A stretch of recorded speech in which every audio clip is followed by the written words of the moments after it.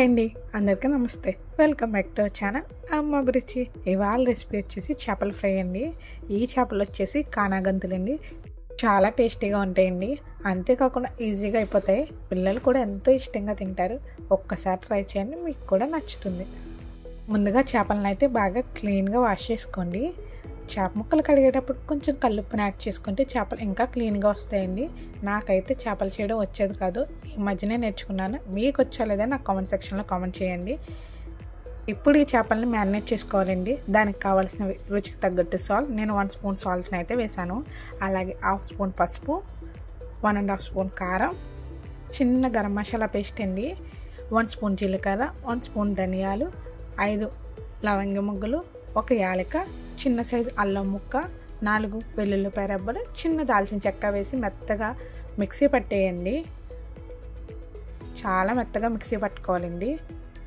ఈ మసాలా ముద్దని ఒక్కసారి వేసి ట్రై చేయండి. చేపల ఫ్రై అయితే చాలా బాగా వస్తుంది. అందులో కొంచెం ఆయిల్ కూడా వేసేసి కలిపేసుకోండి. మీకు ఆయిల్ వేసాక చేపకు అంటుకోలేదంటే కొంచెం వాటర్ని అయితే యాడ్ చేసుకోవచ్చండి. కావాలి అంటే, లేదు అంటే ఇలా అన్నా వేసేసుకోవచ్చు.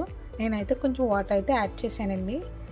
వాటర్ వేసాక మసాలా పేస్ట్ అనేది చేప ముక్కలకు బాగా పట్టించుకోండి.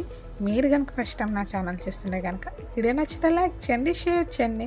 మరిన్ని వీడియోలు మన ఛానల్లో ఉన్నాయి, వాటిని కూడా చూసేయండి. ఇలా చేప ముక్కల్ని మ్యారినేట్ చేశాక కొంచెం సేపు ఫ్రిడ్జ్లో అయితే పెట్టుకోవాలండి. ఇలా చేప ముక్కలు మొత్తం మసాలా పట్టించాక ఇందులో 2 రెబ్బల కరివేపాకును కూడా వేసుకోండి. చేప ముక్కలకి కరివేపాకు టేస్ట్ చాలా బాగుంటుందండి. ఫ్లేవర్ అనేది ఖచ్చితంగా ట్రై చేయండి. కరివేపాకును వేసి కొంచెం సేపు కలిపేసి పక్కన పెట్టేసుకోవాలి. కావాలి అంటే ఫ్రిడ్జ్లో పెట్టుకోండి, లేదంటే బయట ఉన్నా పర్లేదండి.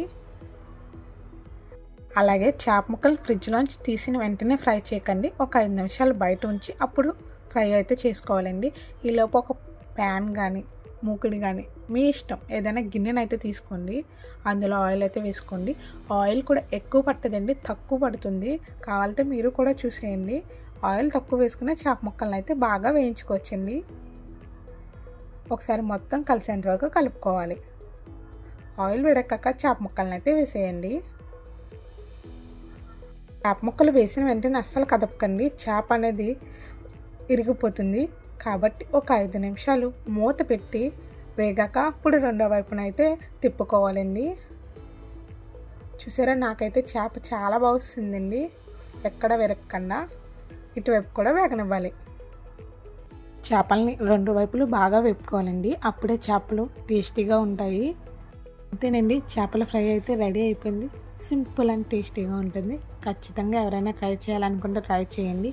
మీరు కనుక ఫస్ట్ టైం నా ఛానల్ చూస్తుంటే వెళ్తా ఖచ్చితంగా సబ్స్క్రైబ్ చేసి వెళ్ళండి. మీకు వీడియో ఎలా అనిపించిందో కామెంట్ సెక్షన్లో కామెంట్ చేయండి. Thanks for watching.